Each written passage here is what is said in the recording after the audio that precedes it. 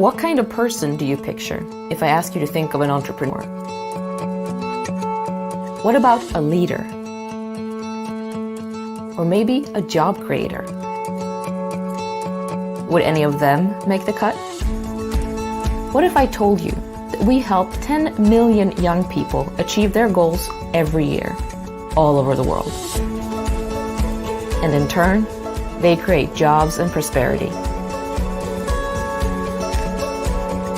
JA has been preparing young people for successful careers since 1919. You find us all across the globe, in more than 100 countries. We're getting young people ready for work. And we get results. Our students go on to excel as professionals, taking control of their lives and careers, and some even succeed beyond their wildest dreams. JA students learn to do things like balancing a budget, negotiating deals, setting goals, and working in teams. It's hands-on learning from professionals with real-life work experience. All our programs are based in 3 fundamental principles: work readiness, financial literacy, and entrepreneurship. For example, in JA Company program, young people learn how to start and run a business. In JA Job Shadow, a student joins a mentor in a professional work setting. And students in the JA More Than Money program study the ins and outs of earning, spending, and saving. And these are only 3 of the more than 50 different programs that JA offers. Our network of staff, volunteers, and partner schools reaches young people all over the world, from major cities to rural communities and everywhere in between. And it works, because we pay attention to the needs in each region, and then we customize our programs so that JA students will be ready for the job markets they're about to enter. We even customize our own name. But at the end of the day, we're all one JA, JA Worldwide. And the core of our organization is the same everywhere. JA inspires and prepares young people to succeed in a global economy. Whoever they are, wherever they are, JA activates young people for the future of jobs.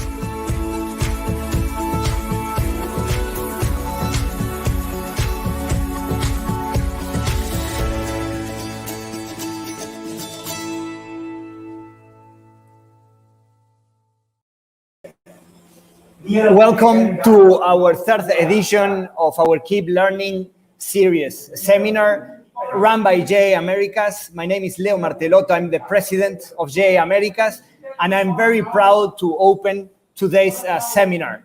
I also want to thank some great panelists that will be joining me today.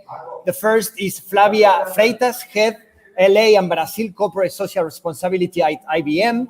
Also Jennifer James, Vice President for Programs and Charter Services at JA Canada. And unfortunately, we will miss Andréa Leal, who got sick. So we hope she recovers very, very, very soon. As you know, these seminars try to bring discussions around key aspects that are shaping the world. And this time, in this occasion, we want to discuss, of course, about technology and specifically how technology is shaping education. As you all know, technology is shaping many aspects of our life. I'm watching many documentaries and even reading articles saying that it's shaping the way we behave and we think. So imagine when it comes to education. So I wanted to start by first setting the stage, sharing ways that technology is definitely changing the way our young people are being educated. Of course, that tech is first powering all of the learning tools that we have to leverage the distance learning. As you know, in our region, we can't just talk about virtual learning. We got to talk about distance learning. Over 1.2 billion children were out of classroom in 2020 based on a World Economic Forum report. And in our region, in Latin America and the Caribbean, 160 million students continue to be affected by the interruption of the face-to-face classes in 32 countries. So we were already in troubles, and feeling the hurt of lack of education. And now, of course, things have become even worse. Distance learning, of course, has turned out to play a critical role during this pandemic. Of course, to keep the contact with the students and not to lose them in the way. Distance learning commonly use media and technology to enable communications and exchange during this learning process. Of course, it brought a lot of benefits, such as interactive processes, learning communities where students could gather from wherever they were, and of course, flexibility in terms of hours and making the learning process asynchronic. And of course, at the end of the day, allowing us to shorten some of the distances. Also, we can talk about challenges that the pandemic and the more use of technology when educating brought. About 200 million people in Latin America and the Caribbean lack access to basic digital infrastructure. And if they do access, the quality is still really, really bad. More than 1/3 of households in our region remain unconnected.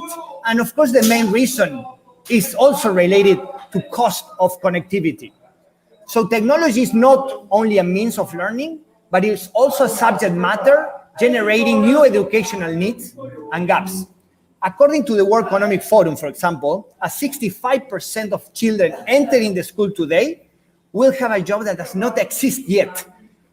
Talking about uncertainty, educational systems currently in place were developed 20, 30 years ago, and now they're trying to educate our young people for the upcoming 20, 30 years. So imagine the need to adapt contents and the pedagogies to make sure that we remain more flexible.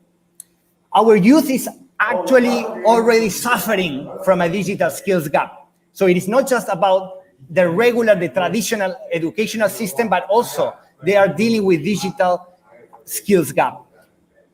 Actually, in our region, within 4 out of 10 employers are reporting difficulties to find jobs with the right skills. And if you think about the top skills that are required from the young people, it is not just about the digital. We gotta also add the soft skills.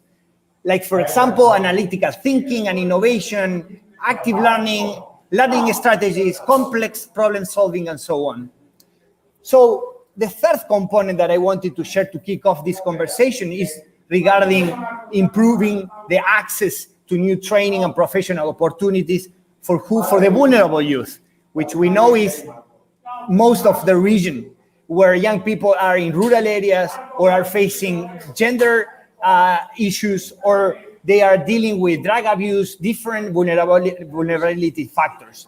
In response to this challenge, of course, the private sector has already developed so many initiatives, so many approaches that are focusing on vulnerable youth and are not just educating them or getting them better prepared, but also connecting them to real jobs in the economy of knowledge, where we know there are the most opportunity for the young people.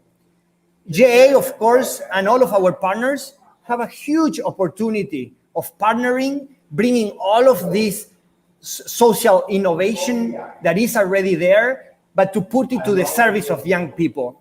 So today we have this great mix of someone representing the private sector, investing all of the resources, all of the creativeness, all of the innovation from a company like IBM, and then also someone from our network who is leading this digital transformation in one of the most advanced JA operations, and that's the case of JA Canada.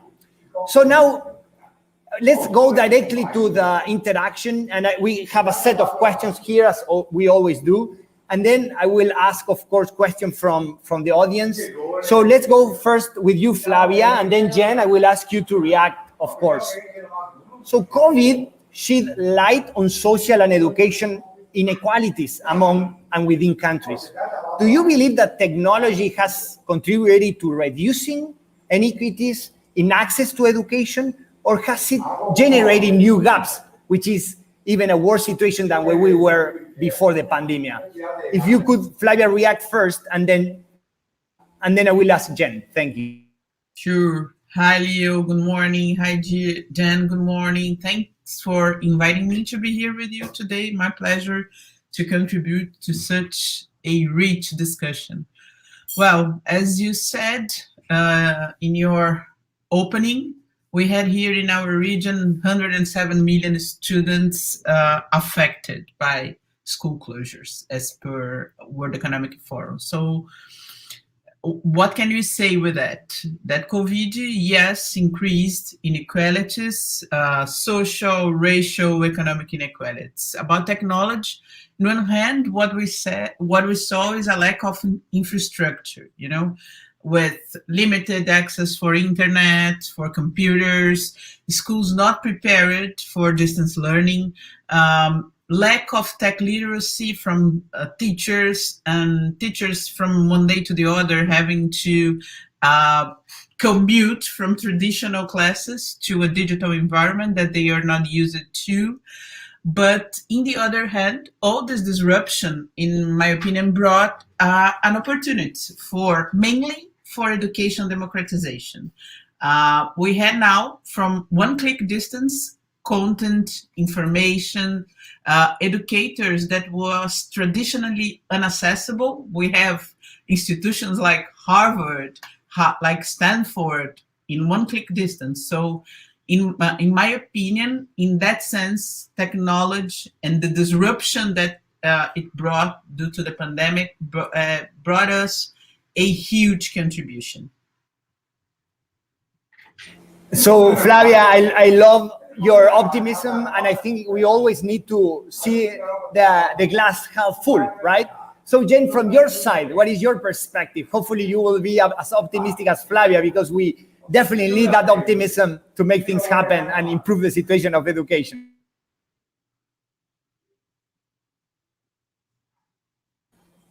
Jen, can you hear me? Can you hear me?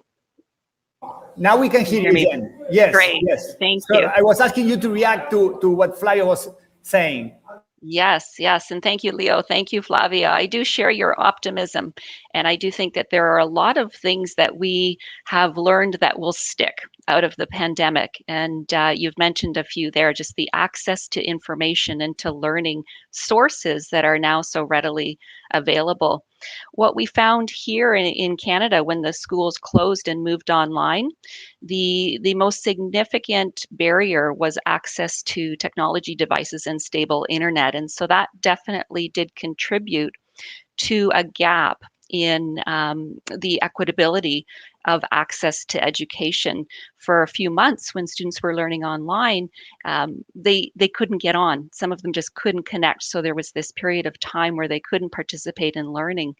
And to add to that, what happens here, and I'm sure across Latin America as well, is when schools closed, and in large families, you had older siblings who often then had to care for younger siblings if parents were still going out of the house to work. So that too then added to a bit of a gap and disadvantage to those that couldn't fully participate.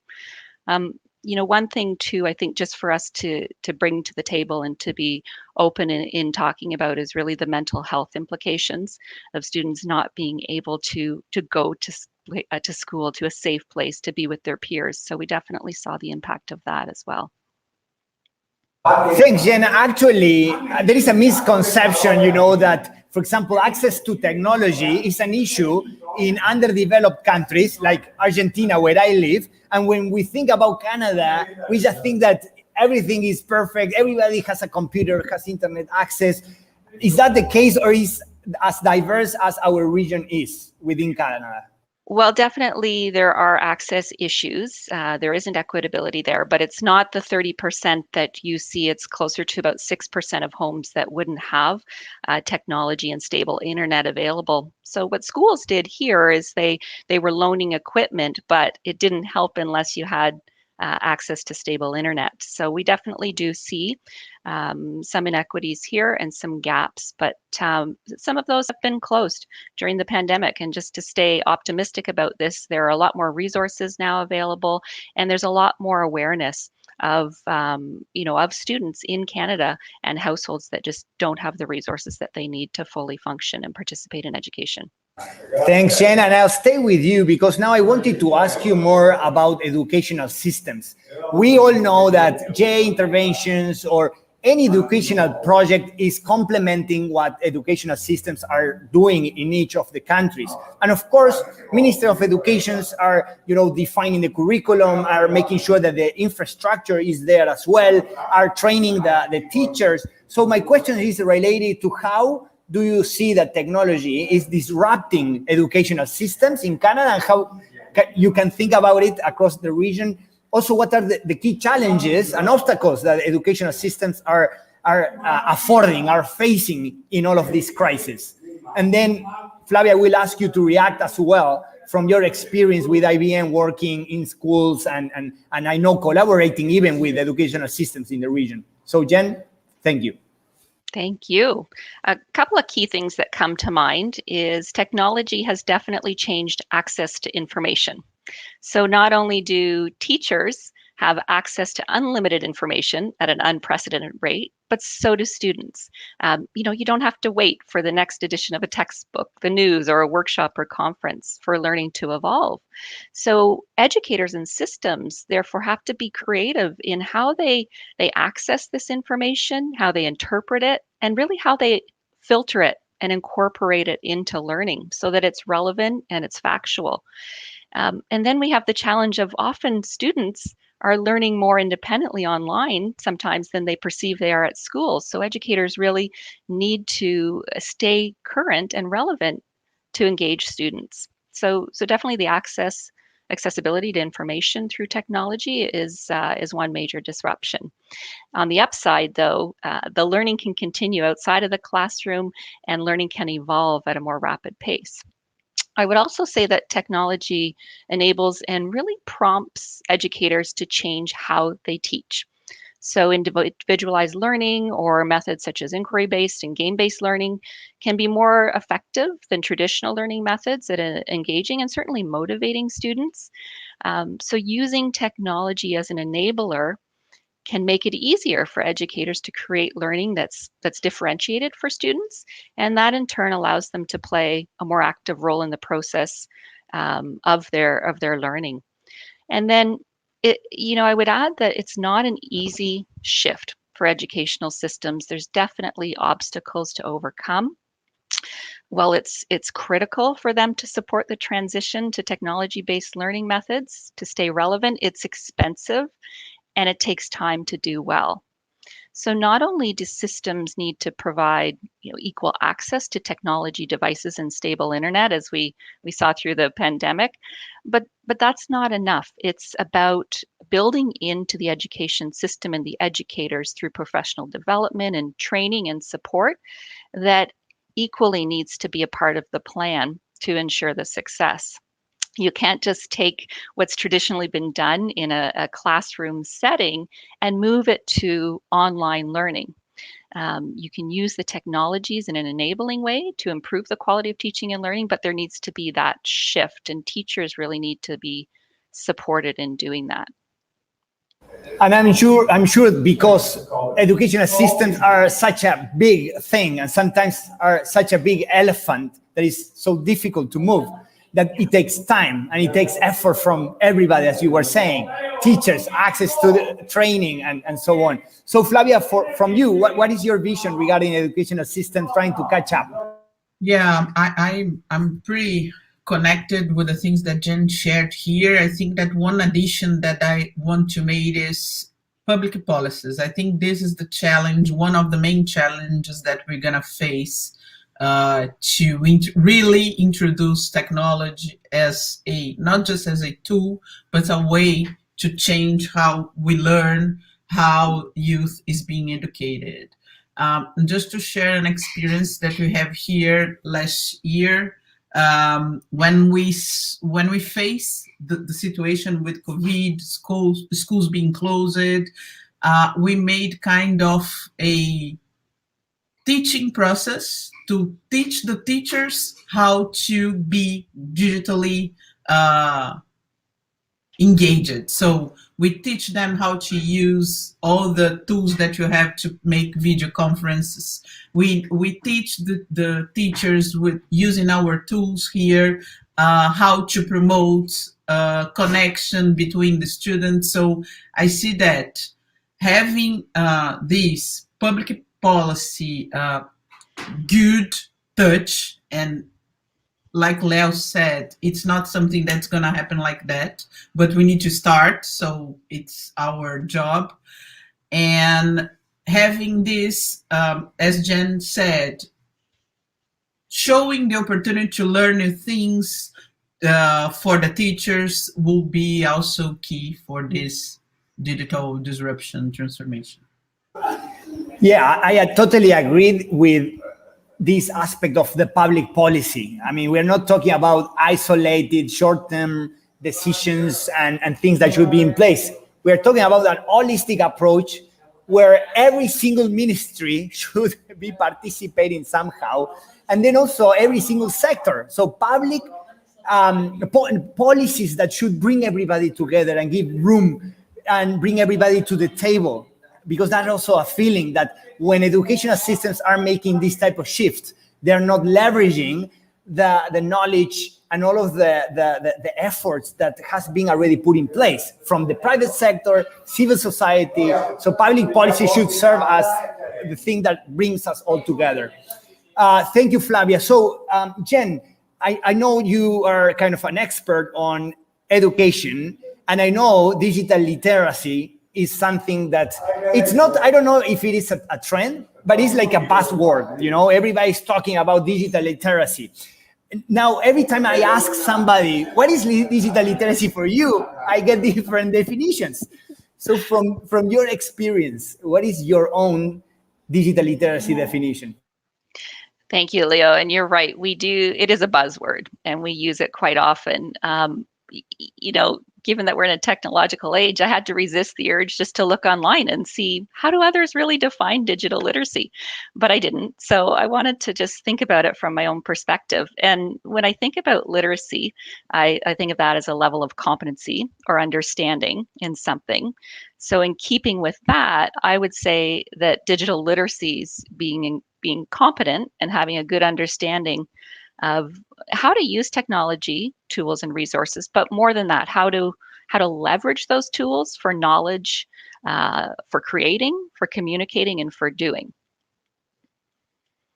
Thank you very much. And I ask you, Fla, to react to, I mean, what's your definition of digital literacy, but also, if you could add, I mean, which are the needs in young people when it comes to digital literacy? Like we all have a brother, a younger brother, or we have kids like me. And I'm seeing that every day, the need of digital literacy. From your perspective, which those needs are?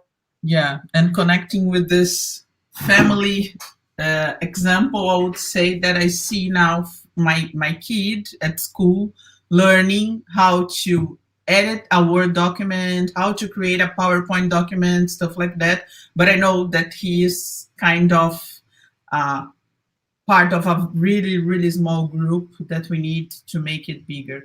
But the thing that I see here in terms of digital literacy is make proper use of the tools that we have in our hands. I would say that you see every kid connecting, using mobiles, even us, doing everything that we need to do through our mobiles, but this doesn't mean that we are using in the proper way to promote real education. What I see, in my opinion, is that we need to make internet, computers, all our devices as a real tool, as a real arm for our development in terms of education. This is, I think, is the thing when we talk about digital literacy. And let me be honest with you, Flavia. When I am at home checking my LinkedIn and my little kid Camila comes to me and take off my cell phone, I realize that I also need digital literacy for sure. Because as you said, it's how about using in the right way and in a useful way and a valuable way all of those things that we have available, right? Now, if we think about digital literacy across the region, because we have just talked about the needs that we see when it comes to young people, and I have just said that also when it comes to me as an old guy already. But when it comes to the region, what do you think that are the things that are happening or that should be happening in a more broader perspective across Latin America and the Caribbean? Any comment, Flavia, from your side? Yeah. Well, we are really behind in this journey, digital literacy journey. But I see that before having digital literacy, I will not be that positive as I was in the first question you made. We need first to address digital divides. We have a lot of things to do prior to digital literacy. And in this aspect, I see that we could have a good, you could know, it's kind of imperative to have policy actions to reduce costs of our infrastructure, to expand access to all the things that you need to have. Sorry, and we can do it through some big areas. I see that, for example, regulations like fiscal incentive, why not, to bring companies to deliver good infrastructure for us, and digital skills. I see that those three are the main three areas that we need to tackle. And yes. Sorry, Leo, just to put some numbers here, I took some notes that I think that is important and will enrich our conversation here. As per IDB, for example, less than 30% of most vulnerable families have access to computers. So World Economic Forum says that 50% of our population has fixed broadband connectivity. And this other number for me was like scary. Despite we have 87% of the population living within range of 4G signal, just 37% make usage of them. So we are really behind.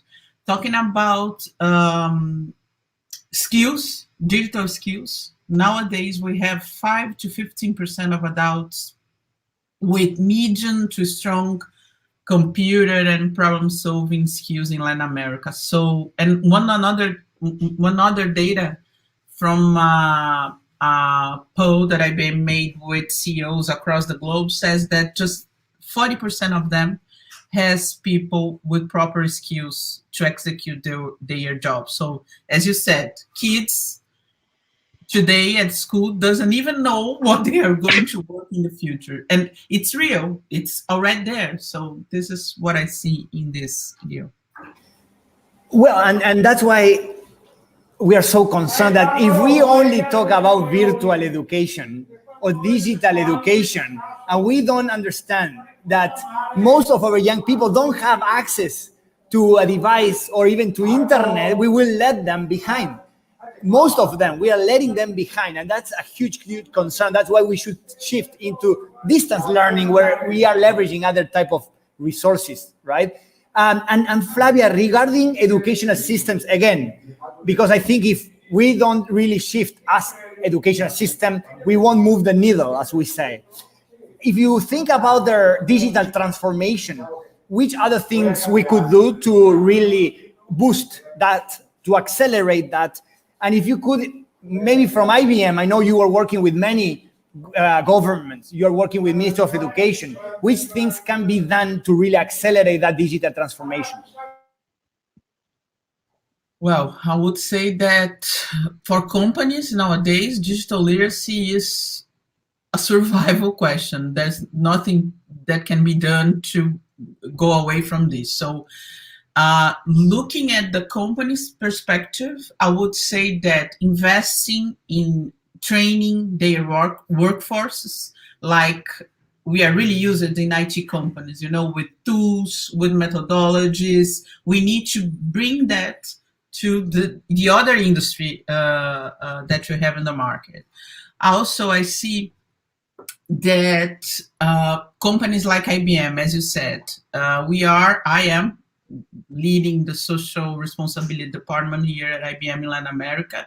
And I think that promoting social programs to connect how we are doing with JA, we did last year, connect youth with those kind of opportunity to increase their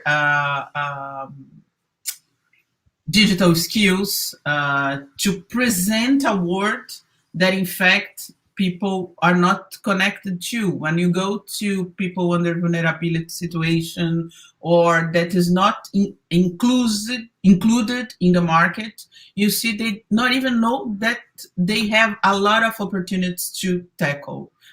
We closed last year as per EDC2 with a gap of 600,000 opportunity jobs open in IT market. So everything is there. You said 600,000 job opportunities open.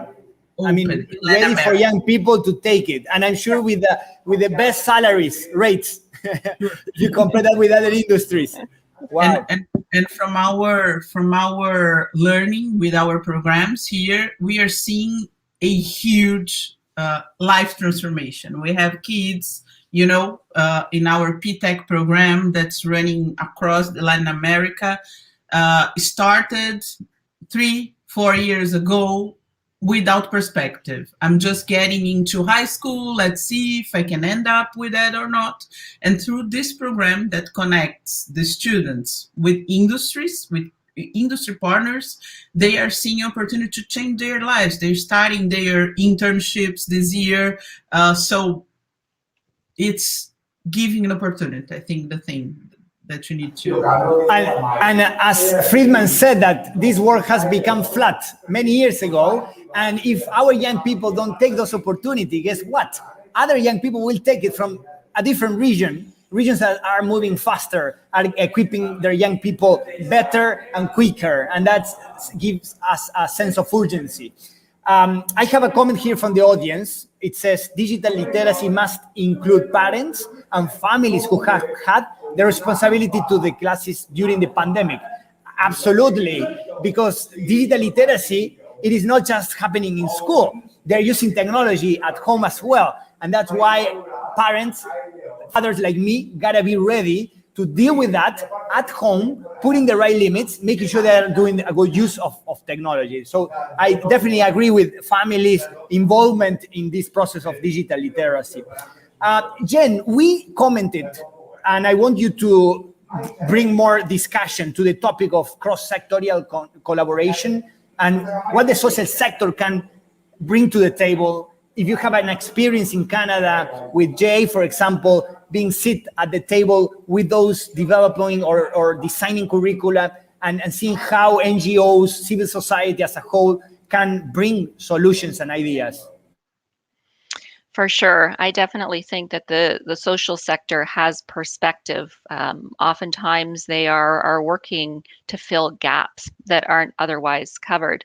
And so I can't speak to a specific experience as I'm quite new in the job here, but I can just talk a little bit about the importance of leveraging partnerships with organizations, corporations, to be able to offer those services and programming to students to ease some of the burden on the educational institutions. It's just so important for organizations to come together collaboratively and share their insights and share their resources and their abilities to be able to improve the situation, to provide access, to change the way things are done so that students can fully benefit and be prepared for the jobs of the future.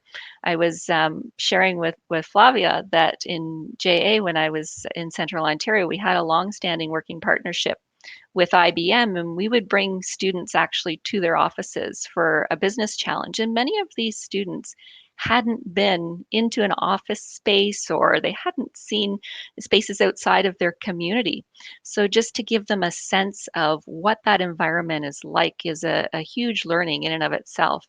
And so it's just really great to see the ways that the social sector can fill these gaps and can partner to provide connections and educations that students wouldn't otherwise get in the classroom. And this is what's really going to prepare young people for successful futures. And I think having solutions with young people, not just trying to serve them, but having them being part of that process of solving issues related to them, kind of, this reverse engineering where we really understand where they are at, and we work with them to design the intervention and even the training with a really student-centered approach, something that we are missing many, many times, that we just all adults trying to define something that it will be appealing and attractive for young people. When we bring them and have them involved with the design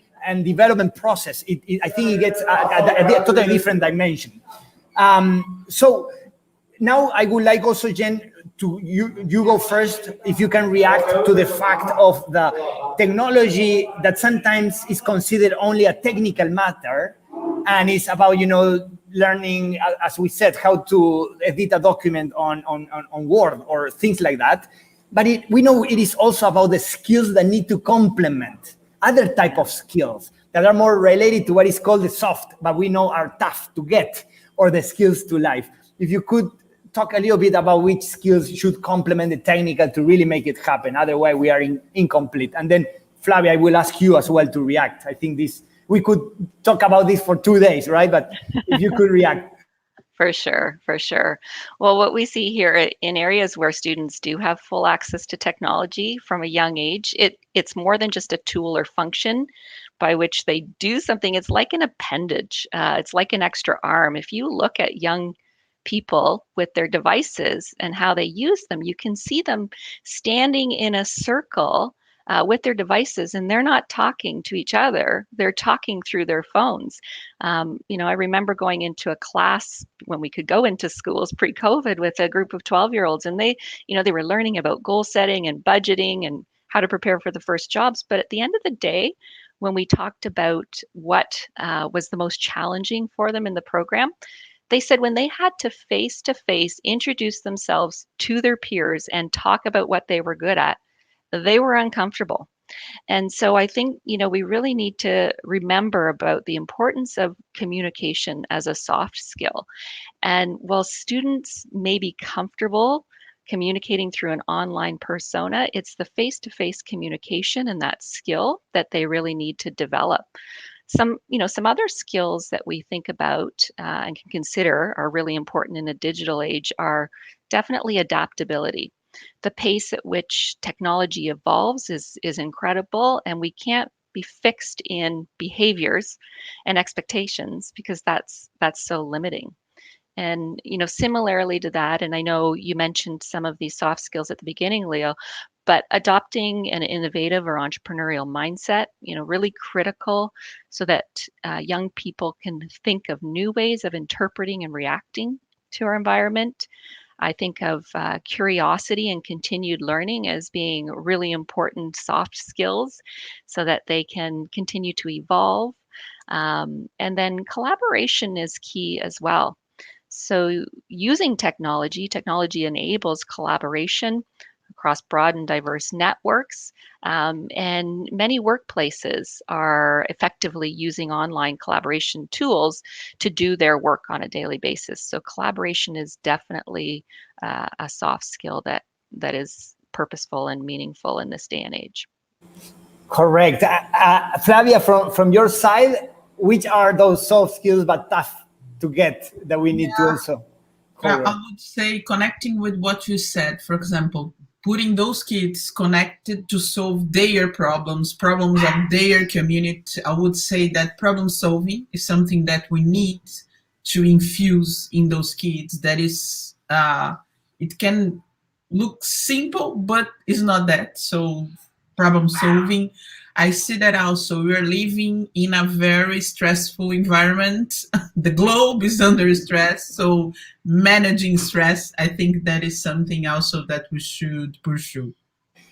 Actually, this was a test for you because here I have a study run by the World Economic Forum where they made a ranking of the 15 skills that will be critical for 2025 for the year 2025, and they ranked these skills.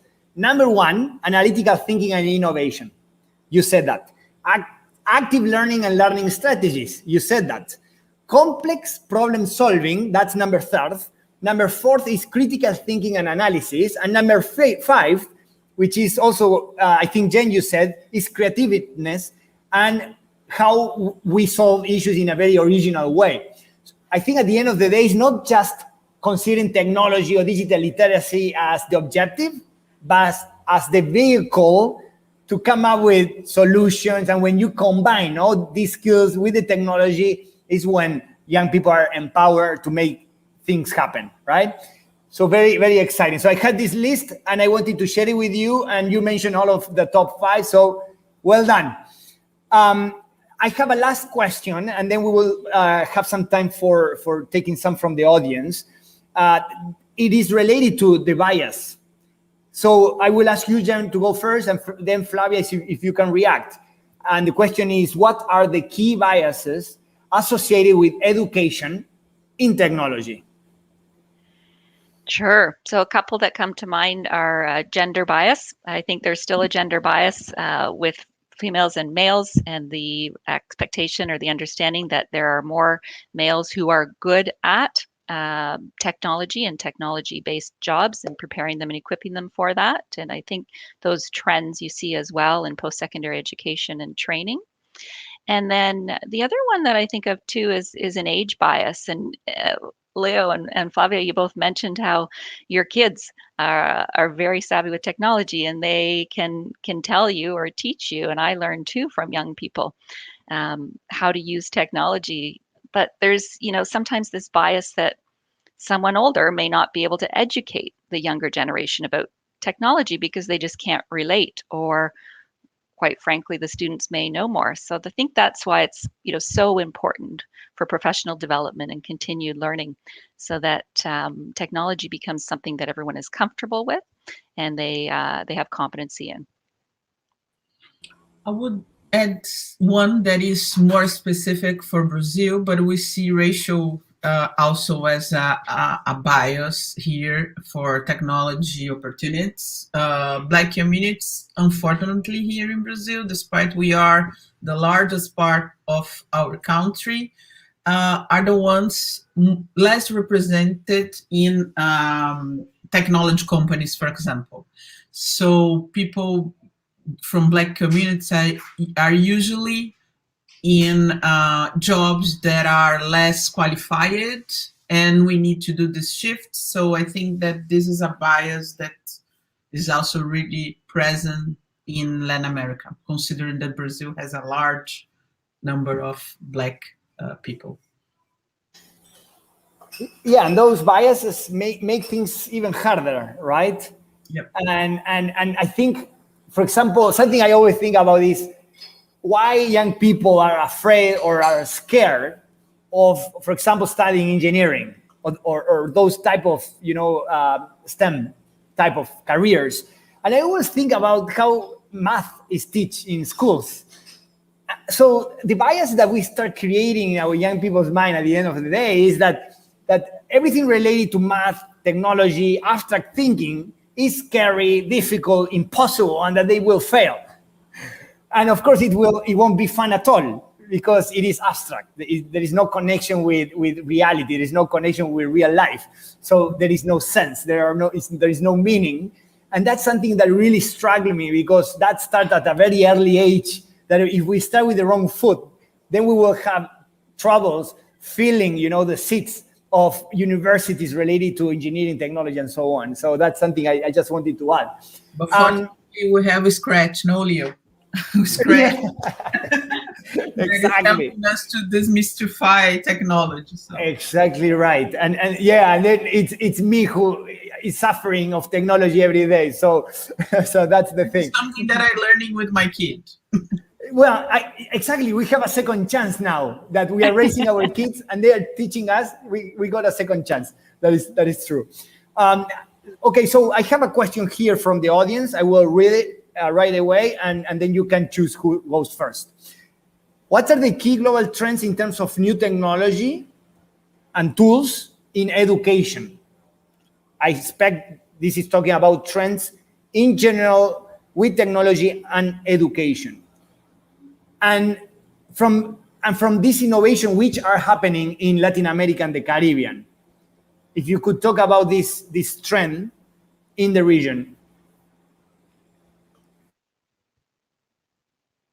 I don't know, Jen, if you are the education specialist. I can say what I'm doing here in IBM, but if you want to go through it. Sure. So definitely we're seeing an acceleration in digital learning and learning about technology because of the pandemic. And so that's something that we're seeing as a trend here. We're also seeing curriculums change, and we're seeing coding being added to curriculums. We are seeing, other technology-based learning added to curriculums. We're also seeing blended learning as an option and more individualized learning. What needs to change along with that too, though, is how students are assessed for performance, and so that is something as well that is starting to change. I think that something that I can add here is project-based learning. We are more and more seeing that it's kind of leading the change that we are expecting for a while. So subjects connected, yes. Projects instead of single activities. This is something that is not technology per se, but is changing the way we're executing. Yeah, I agree 100% with that. I think technology should be the vehicle to really make sure there is an education based on projects and not having these subjects totally isolated one from the other, and really making sure young people understand that, like it happened in life, everything is interconnected. And technology, as Eugen said, that is helping, for example, to collaborate from wherever we are, it allows to connect dots. And when working based on projects, I think is making a larger impact. There is another question related to the efficiency of this new way of teaching. We are all talking about applying technology in education. We have seen that in the pandemic, how we had to adapt. Now, if you think in terms of efficiency, the result of this new approach and the shift, what is that you are seeing from your personal experience or professional experience? Yeah, I see personalization as something that is kind of disrupting. When you look for traditional way of learn, it's all the same for everybody. It doesn't matter if you are, where you are in your learning journey. So personalization I see as a benefit. Having control of when I'm going to dedicate my time to learn, chasing for better content. I can mix it up, content from one source to the other, and get the more in terms of knowledge. I see those as benefits. I agree 100%. And Jen, from your side? I would fully agree as well. I mean, flexibility in learning, flexibility in how you work, how you gain access to information, those really are significant benefits. Absolutely. I think there were two assumptions that at least I had before the pandemic and that I had to revise. One is, let's all shift 100% to virtual learning and everything will be fine. And then we, of course, hit this wall of lack of access. The second one that I had was, let's go all virtual because young people love the virtual world and they just want to interact with a screen. And then we realized that young people still value the human interaction and value having an IBM volunteer coming to their classroom to share their life, to share that they are human beings, that they had made mistakes in the past, and they were able to shine. And that is such a strong factor of our theory of change. I know this wasn't in the script, but how do you react to these two assumptions that at least I had to revise? Yeah, I share with you your thoughts. I see that we are social human beings, so we need this. We cannot avoid this kind of exactly way of interaction. Of course, distance are shortened with technology. I could talk with my mom every day, even if I could not meet in person with her, but nothing will substitute her big hug, all the conversation opportunities. So I see hybrid as the best way to move forward. Sure. Jen? Definitely. Blended learning is probably going to be the way forward. And we need good teachers. We need good educators. We need students to have experiential learning that includes people. And so they can learn so much online independently or even being led by an instructor, but we can't replace the importance of the human connection. And that's something that I think needs to coexist as technology continues to advance in education. Absolutely. So I will now share this last question before we close, and I will rephrase the question. The question says, how do you see the classroom 10 years from now? But I would like to rephrase this by saying, let's assume the pandemic is finished. Let's assume that every young person got the vaccine, all teachers, everybody, we all went back to school. The question is, will it be the same than before, or this pandemic will definitely leave some lessons? We will be able, to leverage and capitalize something. What is your vision? You all answer as, sorry, Jen. Flavia, go first. It depends on the situation. I think that for the ones that are already in a evolution stage, of course, the things are going to be merged. But for the ones that are behind, all the things that you said before, digital divide, all those things, we still have a hard time from now on. But I want to rephrase you just a little bit in something, changing the question here. Not how I see classroom in 10 years, but how I dream a classroom in 10 years. I would say that what we have today, that is those international schools, really for really privileged students, I would say that this is my dream. With all this digitalization, having a kid that lives in a slum in Colombia, connecting with a student, a teacher, the best teacher in Zurich, with students across the globe, I think executing in a project-based learning way, this is my dream, where I see in 10 years. Perfect, perfect. And I certainly agree. I hope that the classroom looks different in 10 years, that we continue to evolve in how young people learn.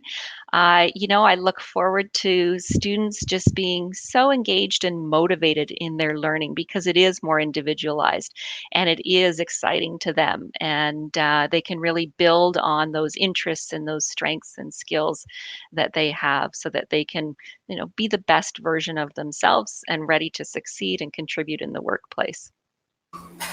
And I'm glad you finished with a dream and with optimism, because I think we are all dreaming with a different way of educating young people, with a more relevant way, more impactful way to really equip them and to empower them. So I would like now to close today's seminar to end on time in respect of everybody's time.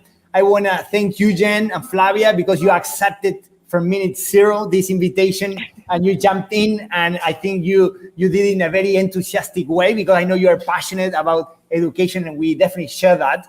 And it was exciting to have this mix of members of our network, J Canada, and a partner, long-time partner like IBM, to have this very exciting conversation. So thank you again. And before I end, so Jasmine won't kill me, remember there is a QR code and also a link, so you can make a donation to Junior Achievement. For every dollar that you donate, a young person will be part of the Emplea Tech digital program. So we are very excited to bring more young people into this initiative. So please donate to Junior Achievement. No money, no mission. And I see here a comment, beautiful discussion from Jasmine. Thank you all for participating and looking forward to seeing you in the 4th edition. Bye-bye, Jan. Bye-bye, Flavia. Bye-bye. Bye-bye. Thank you, Jen.